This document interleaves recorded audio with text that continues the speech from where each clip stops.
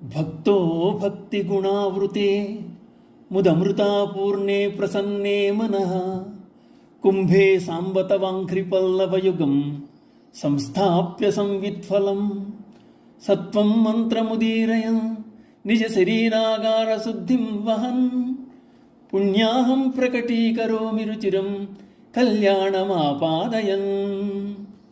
సాంబశివ, భక్తుడనైన నేను నా దేహమనుడు గేహమును పరిశుద్ధము గావించుకొనిన వాడినై మనోహరముగా కళ్యాణముగా వింపబూని అందులకు గాను భక్తి అను తంతువును చుట్టి సంతోషమనుడు ఉతకంతో నింపబడినది స్వచ్ఛమైనది అగు నా మనస్సనుడి కలశమునందు నీ యొక్క పాదపల్లవ ద్వయమును ఉంచి జ్ఞానవనుడు నారికేళ్ల ఫలమును చేర్చి కలశస్థాపన చేసి సత్వగుణ ప్రధానమైన మంత్రపూర్వక పుణ్యాహవచనము భక్తితో నాచరించదను.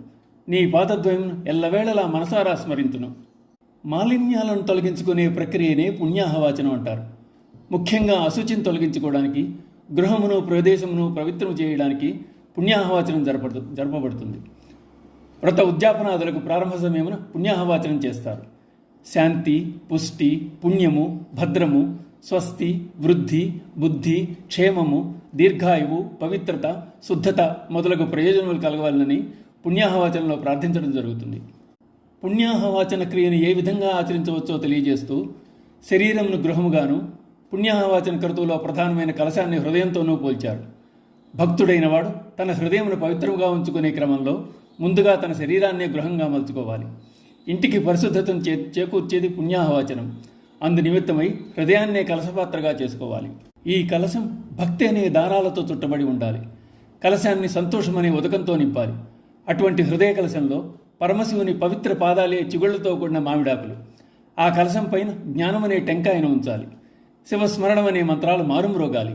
శ్రోత్రములతో మంగళవాక్యాలను వినడం, బ్రహ్మవర్చస్సుకై ఉదకములు తన్ను తడుపుతున్నట్టుగా భావన చెందడం వల్ల మనస్సు చెదరక స్థిరత్వం కలిగి ఏకాగ్రత చెందుతుంది. అప్పుడు హృదయానికి కావలసిన పవిత్రత, పరిశుద్ధత, పాత్రత చేకూరుతుంది.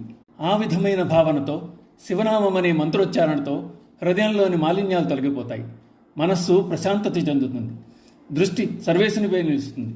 పాపములు శమించవలనని, మరణరాహిత్యమును పొందవలనని కోరిక కలుగుతుంది. ఆ విధంగా ఆచరించిన కార్యక్రమంలో సర్వము మంగళప్రదమవుతుంది. పరమశివుడు ప్రీతిని పొందుతాడు అంటున్నారు శంకరాచార్యుల వారు. ఓం నమః శివాయ.